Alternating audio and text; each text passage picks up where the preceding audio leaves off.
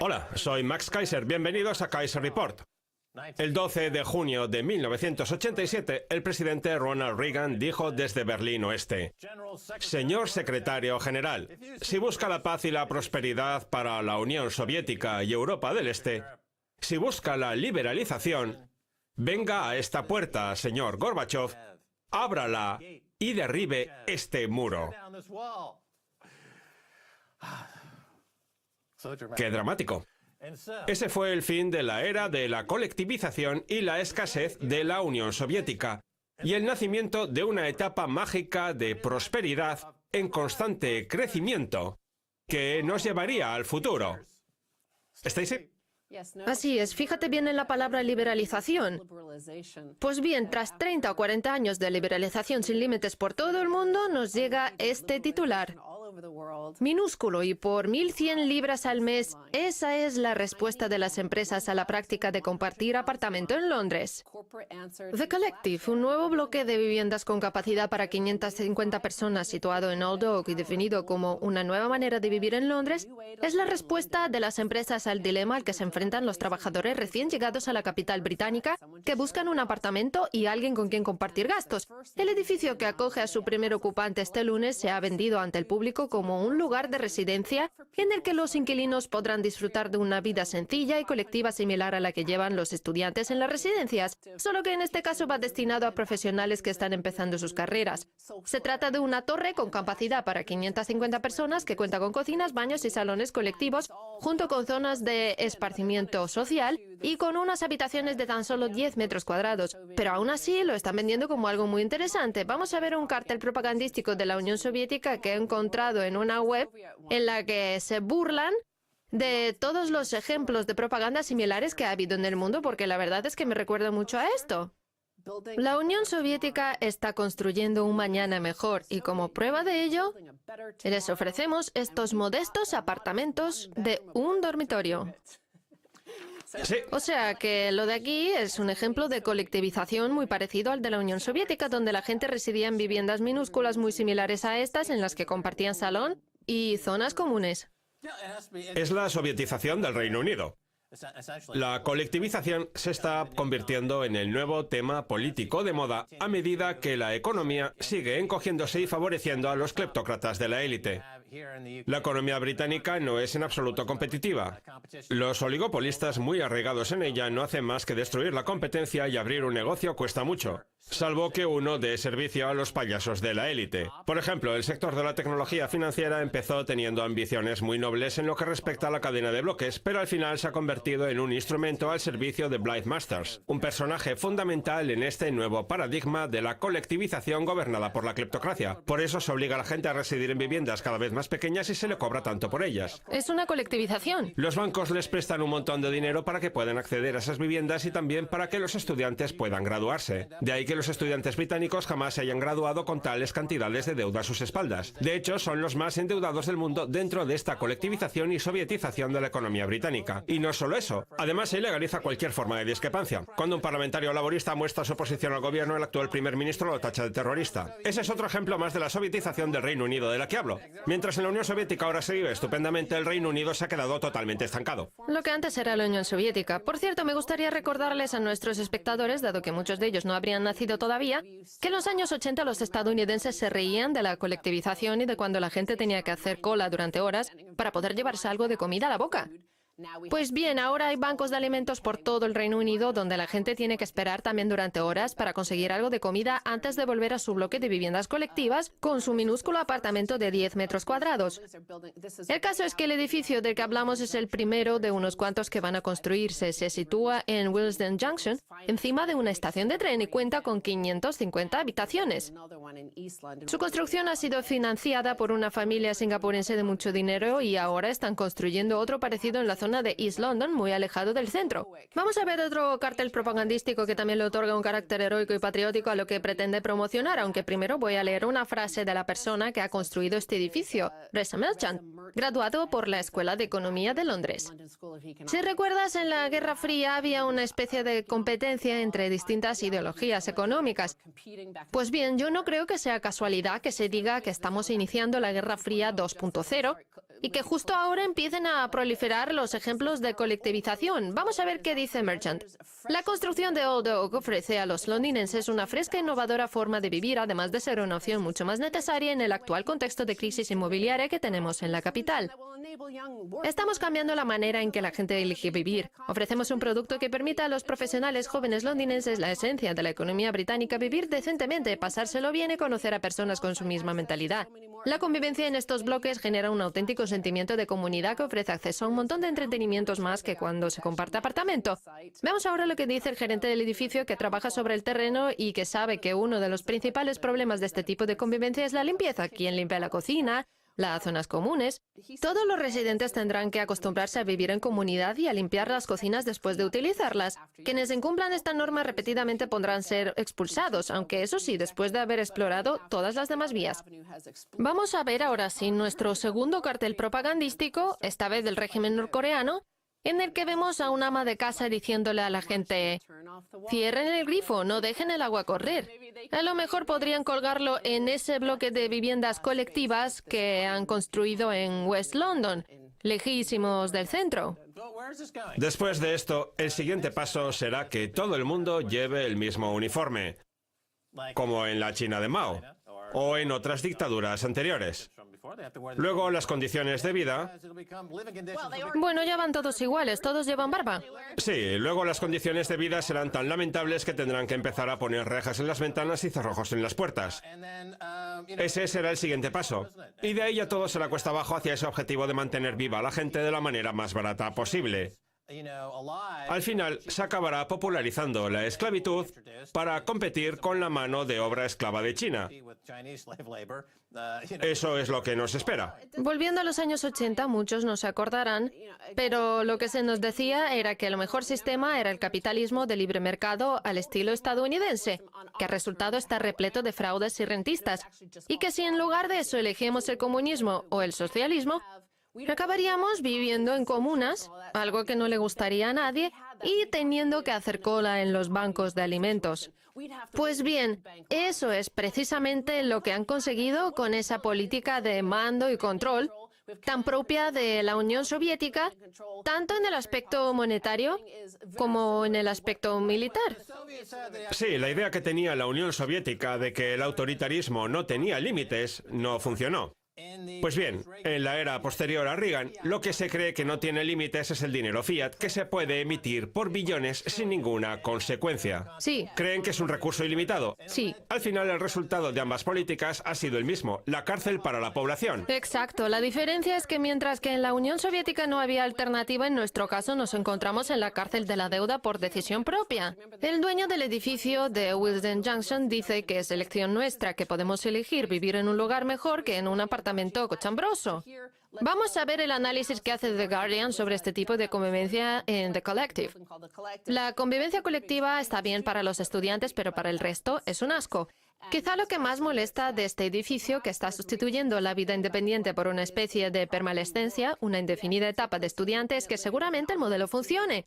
Su construcción pone de manifiesto que ni el gobierno ni el mercado tienen previsto dar los pasos radicales necesarios para abordar de una vez por todas la crisis inmobiliaria o para mejorar el futuro de los inquilinos, y que tanto el Estado como el sector privado solo tienen pensado ofrecerle a la próxima generación las migajas del pastel. El problema es que los ciudadanos lo hemos aceptado, pensamos que así es la vida cuando no debería ser así. Eso mismo les pasa a los ciudadanos de regímenes como los de Corea del Norte, la antigua Unión Soviética u otros países que en su momento tuvieron una dictadura comunista, hasta que llegó un día en que se cansaron y echaron el muro abajo, solo que el muro actual es de deuda.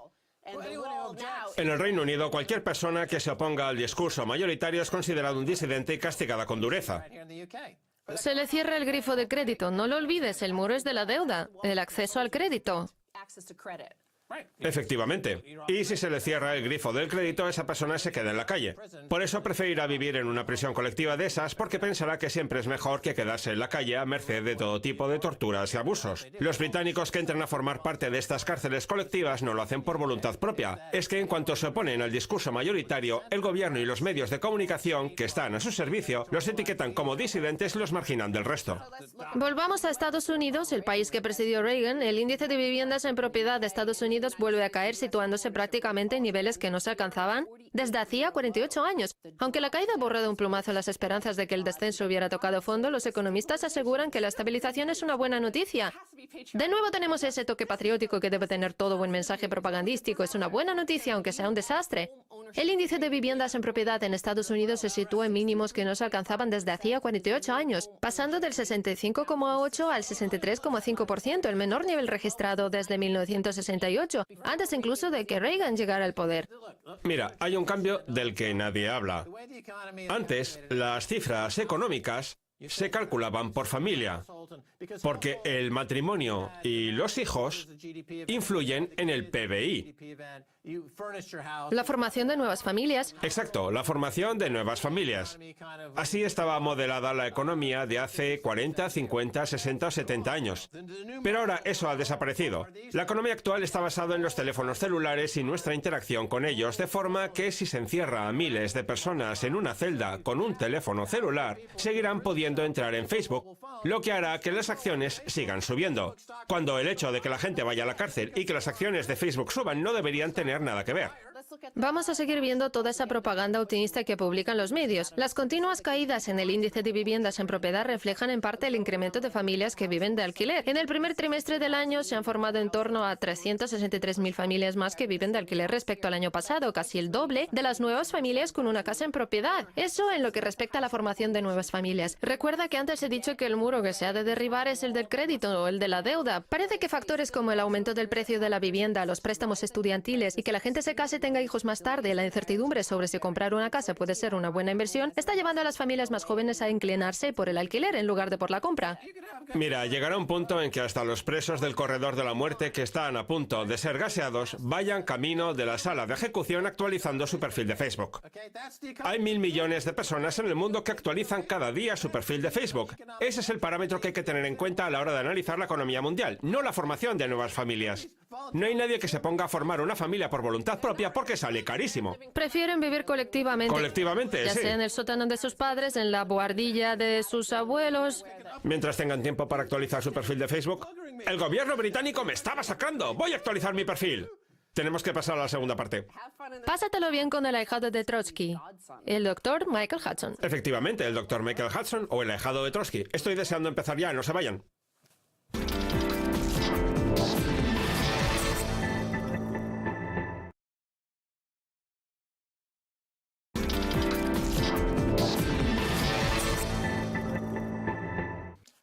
Bienvenidos de nuevo a Kaiser Report. Soy Max Kaiser. Es hora de viajar hasta Nueva York para hablar con el Dr. Michael Hudson, autor de Matar al huésped. Hola Michael, enséñanos el libro. Muy bien, aquí lo tienen. Eso es, esto ya es un clásico instantáneo. Michael Hudson es quien mejor conoce la historia y la aplicación de cualquier teoría económica que haya existido jamás. Lo afirmó categóricamente. En su momento también fue responsable de la balanza de pagos del Chase Manhattan Bank, precisamente en la época en la que empezaban a crearse todos los paraísos fiscales que tenemos ahora. Un asunto del que me gustaría hablar hoy con usted. Los medios occidentales asistieron horrorizados a la filtración de los papeles de Panamá. Los lectores reaccionaron enfurecidos y los gobiernos prometieron hacer algo al respecto. Háblenos de Panamá. ¿Cuándo se creó y con qué propósito? Panamá se creó por iniciativa de los sectores del petróleo y la minería, y actualmente es el país que más banderas de conveniencia ofrece. Una bandera de conveniencia significa que una empresa se domicilia en un país concreto para llevarse a él los beneficios que genera por todo el mundo, algo que ya se hacía en los años 20. Panamá no es un país como tal. De hecho, no tiene divisa propia. Utiliza el dólar estadounidense. Un país de verdad tiene un gobierno de verdad, una divisa de verdad y un sistema de impuestos sobre la renta de verdad. Algo de lo que Panamá carece, al igual que Liberia. Cuando yo trabajaba en la balanza de pagos del sector petrolífero, en 1975, le pregunté a Standard Oil, ¿Dónde declaran ustedes sus beneficios? Porque yo no lo encuentro. ¿Los declaran en los países donde producen el petróleo o en los que lo distribuyen a través de las refinerías y las gasolineras? Pues bien, el tesorero, que era el que me guiaba en todo el proceso, me dijo, ¿que dónde declaramos los beneficios? Eso lo decidimos aquí mismo, en mi despacho de Nueva York. Y yo le contesté, pero si no los declaran ni en los países donde producen, ni en los países donde distribuyen, ¿dónde los declaran entonces? Y él me respondió, en los países de expedición a nivel internacional. Entonces yo le dije, mire, he mirado las estadísticas sobre las ganancias que figuran en la balanza de pagos y he encontrado varias regiones, Europa, Latinoamérica, Asia, pero los beneficios no se declaran en ninguna de ellas. Y él me contestó, seguramente no haya reparado en la última columna. Si se fija, verá que en la última región pone internacional. Pues bien, esa región internacional resultó estar compuesta por países como Panamá o Liberia, que en absoluto podían considerarse internacionales, sino más bien parte de la economía estadounidense. Y el tesorero añadió, mire, nosotros compramos el petróleo baratísimo de lugares como Medio Oriente. Fíjese hasta qué punto lo compramos barato, que los países en cuestión tampoco reciben demasiado dinero. Lo que hacemos es aplicar un margen de ganancias enorme a las empresas que alquilan los buques. Las consideramos filiales, pero son empresas externas. Y estas se lo repercuten a las refinerías de Europa y Estados Unidos, que no sacan ningún beneficio. Por tanto, la inversión del sector petrolífero no paga impuestos sobre la renta ni a los productores ni a los distribuidores. Todos esos beneficios se trasladan a paraísos fiscales como Panamá o Liberia. Algo parecido está pasando ahora con Apple, que paga sus impuestos en un país con una baja presión fiscal, como es Irlanda, y en otros paraísos fiscales. Por tanto, eso de que la inversión de capital que se hace en Estados Unidos y Europa no genera rentabilidad alguna es una falacia que utilizan para ayudar a sus filiales encargadas de la expedición y de las ventas. Y ahora otros sectores empiezan a imitar esta práctica de la industria petrolífera de declarar sus ingresos en países sin apenas presión fiscal. Así es como las grandes empresas del mundo consiguen no tener que pagar impuestos. De acuerdo. Lo que acaba de contar usted es un blanqueo de los beneficios, que no es lo mismo que un blanqueo de dinero. ¿Puede explicarnos con detalle en qué consiste la diferencia? Cuando se blanquea dinero, el propósito principal es tratar de ocultar su procedencia. Los dictadores africanos, los cleptócratas, los defraudadores estadounidenses y en general ese tipo de gente pretenden hacer ver como que el dinero en realidad no es suyo. Evidentemente, si un cartel de la droga de Colombia o de Honduras metiera su dinero en un banco estadounidense a nombre del cartel de narcotraficantes, pues evidentemente lo descubrirían y les quitarían el dinero. Lo que se hace es crear lo que llamamos un velo de lágrimas, todo un entramado burocrático para esconder el origen del dinero. Sin embargo, el sector petrolífero y de la minería y otras grandes empresas como Apple son muy transparentes. Sus cuentas están a la vista del gobierno, declaran sus ingresos. Se limitan simple y llanamente a no pagar impuestos. Su objetivo no es ocultar la titularidad de esas cuentas, sino simplemente evadir impuestos y blanquear sus ganancias para que parezca que todas se obtienen en Panamá, cuando no es así. Solo pasan por Panamá para posteriormente volver a las cuentas de los bancos estadounidenses a nombre de una serie de filiales que también son estadounidenses, pero que están domiciliadas en países como Panamá o Liberia. Al final el dinero nunca acaba saliendo de Estados Unidos. Parece haber un influjo de dólares e inversión extranjera en la balanza de pagos, cuando en realidad todo el dinero permanece en Estados Unidos. ¿Qué le parece El velo de lágrimas como título para su próximo libro? Suena muy bien. Hasta podría hacerse un musical en Broadway con ese nombre. Bien, Michael, tengo otra pregunta para usted. ¿La información que aparece filtrada en los papeles de Panamá podría haberse deducido analizando las cuentas de los distintos países? Si se hubieran analizado las cuentas de las balanzas de pagos, sí. El Boletín del Tesoro estadounidense o el de la Reserva Federal, que contienen información sobre los pasivos de las filiales estadounidenses en el extranjero, permiten calcular cuánto dinero procede de las filiales de Estados Unidos domiciliadas en Panamá, las Indias Occidentales Británicas, Liberia, etc. Hay unos 7 grandes centros bancarios. Pues bien, si analizamos los datos, comprobamos que esas enormes cantidades de dinero procedentes de estos paraísos fiscales y del blanqueo de capital van a parar directamente a la matriz de esas sociedades. En 1967, Estados Unidos tenía un problema con la balanza de pagos por culpa de la guerra de Vietnam. Por eso el gobierno le pidió a Chase que creara este tipo de filiales, como ya habían hecho Citibank y otros bancos. Todo el déficit de la balanza de pagos estadounidense de los años 50, 60 y 70 se debía al gasto militar en el extranjero. El dólar estaba bajo presión. Alemania y Francia exigían la devolución de su oro. Por eso el Departamento de Estado se dirigió a Chase y le pidió obtener todo el dinero posible de otros países. Observaron que las personas con más ahorros y liquidez del mundo eran delincuentes y por eso querían hacerse con sus ahorros, para convertir a Estados Unidos en la nueva Suiza y disponer de todo ese dinero.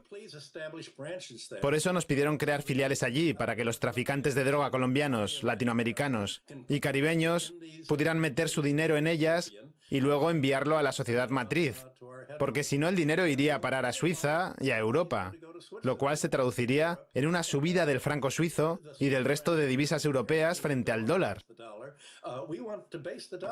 Querían, pues, fortalecer el dólar mediante un influjo de capital procedente de la delincuencia.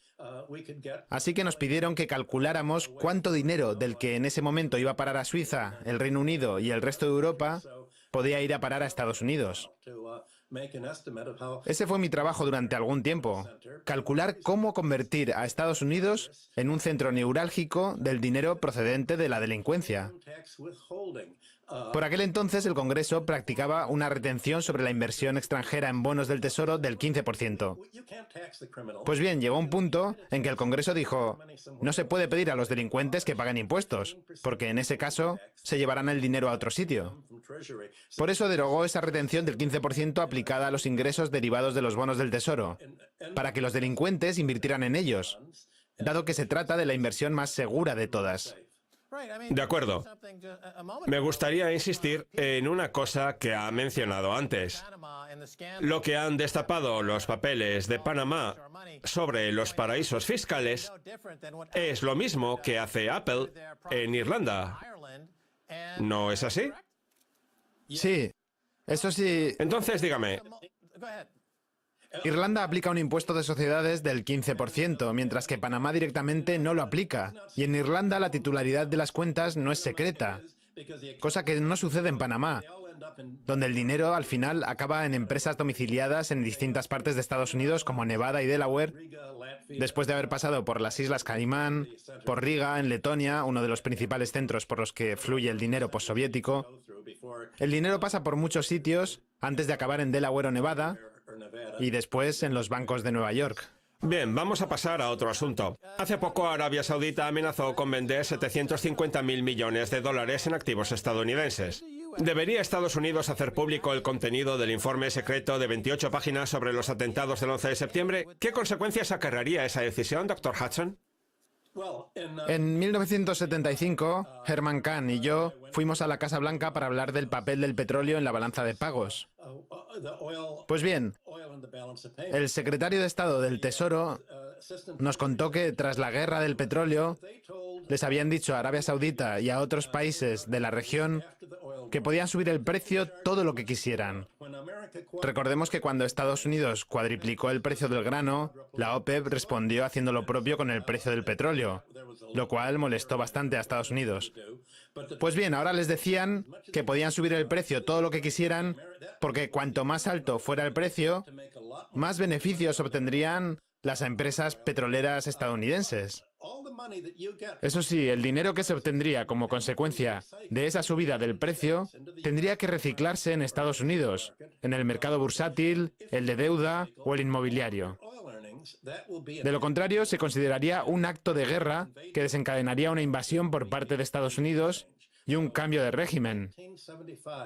Por eso, desde 1975 hasta hoy, Estados Unidos siempre ha tenido su brazo militar extendido por Arabia Saudita. Así pues, si verdaderamente Arabia Saudita quisiera vender 750.000 millones de dólares en bonos del Tesoro estadounidense, ¿qué haría con ellos? ¿A qué divisa se trasladarían? Estados Unidos lo consideraría un acto de guerra. Y tenga por seguro que los sauditas y los wahabistas acabarían sufriendo un cambio de régimen, con una expansión de la democracia entre los trabajadores palestinos que conforman la mayor parte de la mano de obra del país. De acuerdo, nos quedan unos 30 segundos. Voy a pedirle que vuelva a enseñar su libro, Matar al huésped, que defiende un argumento con el que yo, desde luego, coincido. Que el sector financiero es un parásito tan avaricioso y corrupto para la economía que está matando al huésped. ¿No es así? Sí, ya lo hablamos la última vez que estuvo usted en Nueva York. Por eso no salimos de la depresión en la que nos encontramos. El libro explica que la no cancelación de las deudas tras la crisis del 2008 dejó a las economías de Europa y Estados Unidos en una situación de deflación de la deuda, de la que no saldremos mientras el dinero siga utilizándose para pagar la deuda en lugar de para adquirir bienes y servicios. Estupendo, doctor Michael Hudson, gracias por venir a Kaiser Report. Siempre es un placer, Max. Muy bien, esto es todo por hoy en Kaiser Report. Somos Max Kaiser y Stacey Herbert. Quiero dar las gracias a nuestro invitado, el doctor Michael Hudson. Si quieren contactar con nosotros, envíenos un tweet a Kaiser Report. Hasta la próxima, adiós.